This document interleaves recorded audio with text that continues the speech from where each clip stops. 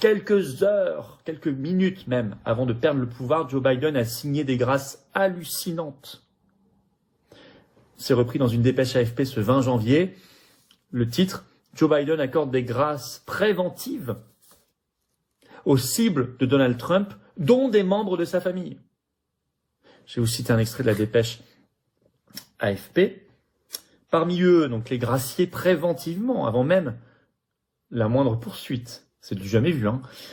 Donc ça s'appelle une immunité, en fait. Parmi eux figure l'ancien chef d'état-major des armées, le général Mark Milley, l'ancien architecte de la stratégie de la Maison-Blanche contre le Covid-19, le docteur Anthony Fauci.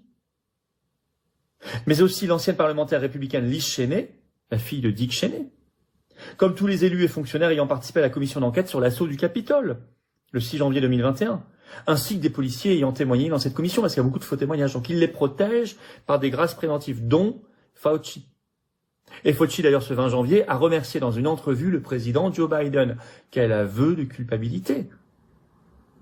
Mais aussi des membres de sa propre famille. Je cite un autre extrait de l'AFP.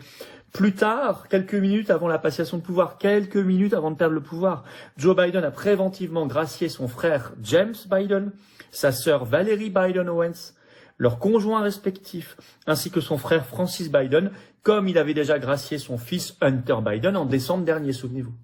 C'est hallucinant. Mais il y a un détail dont personne ne se vante. Les turbines en fin de vie finissent à la sortie de la ville, dans une décharge à ciel ouvert. C'est trop cher et compliqué à recycler.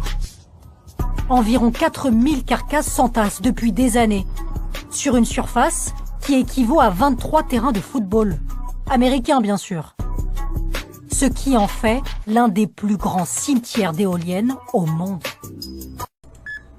Qu'est-ce que la France veut apprendre à ton gamin de 11 ans? Écoute ça, c'est dégueulasse. Attention, accrochez-vous, je vais vous lire des phrases qui sont actuellement dans les manuels et sur les sites internet adressés aux enfants de 11 ans et agréés par l'Académie nationale de l'éducation française. En gros, à 11 ans, on a comme proposition des manuels scolaires. À l'intérieur, il y a des sites internet où on peut directement aller se renseigner pour un peu plus. C'est adressé aux enfants de 11 ans et c'est agréé par l'éducation nationale. Donc je vous lis des phrases. Faire l'amour à plusieurs. C'est quoi le sexe oral? Est-ce que je suis trans? Comment utiliser un préservatif lors d'une SODO? Je continue. Est-ce que des pratiques sexuelles peuvent s'échanger contre de l'argent ou un cadeau? Donc voilà, donc je rappelle que toutes ces informations, c'est adressé aux enfants de 11 ans. De 11 ans seulement. La fellation est aussi appelée pipe, voilà, c'est ce qu'il dit. Mais on va s'arrêter là, on marche sur la tête, je sais pas si tu te rends compte du délire. Et le pire, c'est que sur le plateau, t'as quelques glandus qui étaient d'accord avec ça. Et la justification, c'était quoi? C'était, oui, mais c'est pas l'éducation nationale qui partage ce genre d'informations, c'est les sites sur lesquels les enfants sont redirigés. Mais à partir du moment où tu rediriges les enfants sur les sites, c'est que tu cautionnes. Il y a un moment donné, faut se réveiller, protéger vos enfants. Arrêtez de les foutre dans ces genres de trucs, c'est pas possible. Au bout d'un moment, faut que les gens se réveillent. Bonjour à tous, je vais à présent rentrer de Washington, mais avant de rentrer, je voulais vous dire l'essentiel de ce que j'avais vu ici. Les belles rencontres, les soirées, les cérémonies, tout ça, c'était vraiment très intéressant à vivre. Et je remercie encore l'administration Trump de nous avoir invités pour vivre ça. Mais ça n'est pas l'essentiel de ce que j'ai vu. Ce que j'ai vu d'essentiel ici, c'est un peuple en train de faire une révolution. La révolution du bon sens et la révolution de la liberté. Et j'ai vu à quel point cette révolution le rendait heureux, plein d'espoir, confiant dans l'avenir. Même si dans la France d'Emmanuel Macron nous en sommes encore loin, j'ai quand même une bonne nouvelle. J'ai compris, mieux que jamais, que cette liberté et ce bon sens ne sont pas seulement américains, mais occidentaux. Cette liberté nous appartient autant qu'à eux. Ce bon sens peut, j'espère, demain sauver la France aussi.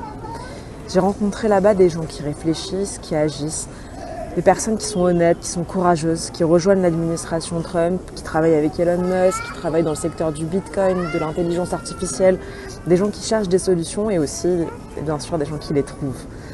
Pendant ces quelques jours, je vous ai fait vivre au maximum ce moment avec nous.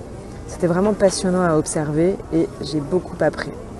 Je dois vous avouer que ce genre de voyage rend humble parce que nous avons encore beaucoup de chemin à parcourir. Mais il rend aussi ambitieux, parce que ce chemin est clair et net.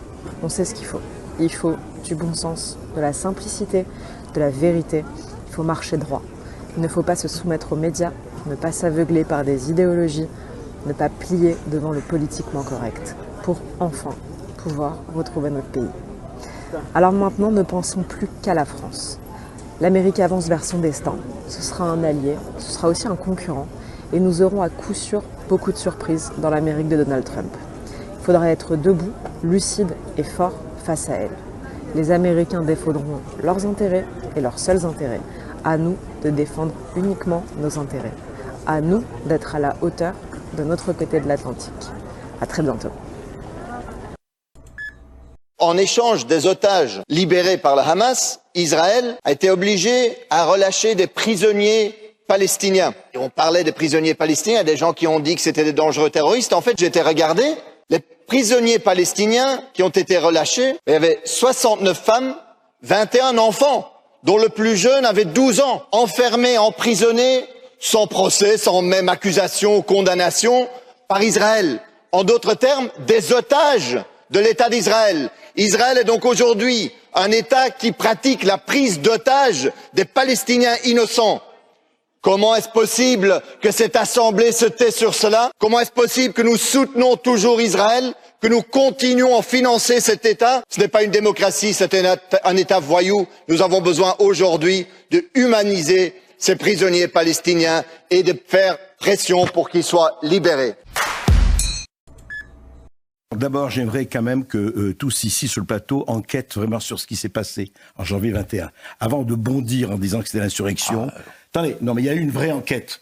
Il y a eu des gens qui ont vraiment enquêté. André arrêtez. Dès qu'on n'est pas dans la vérité officielle, on devient complotiste. C'était des figurants, d'après vous? C'était un film? Non, c'était des gens qui étaient organisés. On le sait aujourd'hui comment c'était organisé. On a vu toutes les vidéos, 40 000 heures de vidéos que des amis journalistes américains ont vu. On a vu comment on les a laissés rentrer. Arrêtez de dire que c'était une insurrection. Vous allez me dire, c'est des mecs, c'est des figurants de Biden presque qui sont venus spécialement? Alors je vais vous dire. Trump avait demandé 10 000 renforts et ça leur a pas été donné. Et c'est Nancy Pelosi qui a dit. André, on va arrêter le cannabis, ça va pas du tout. Nancy Pelosi avait enlevé toutes les gardes Et puis je vais vous dire une chose, pardon, mais vous ne dites rien.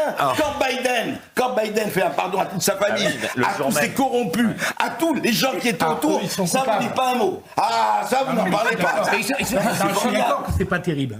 C'était pas terrible, mais c'était un corrompu jusqu'à la moelle. C'était quelqu'un qui était sénile dès qu'il arrivait en 21. Arrêtez, on le sait. Mais pas un mot, c'est bien.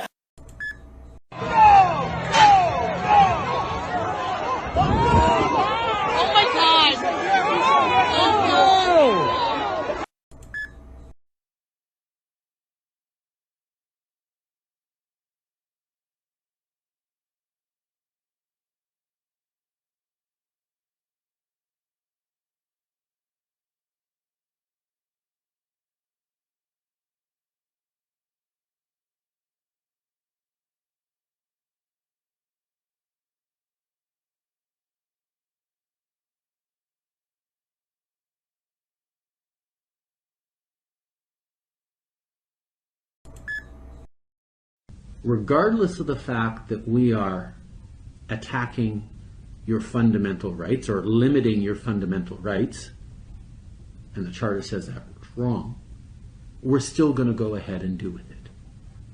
It's basically a loophole that allows a majority to override fundamental rights of a minority.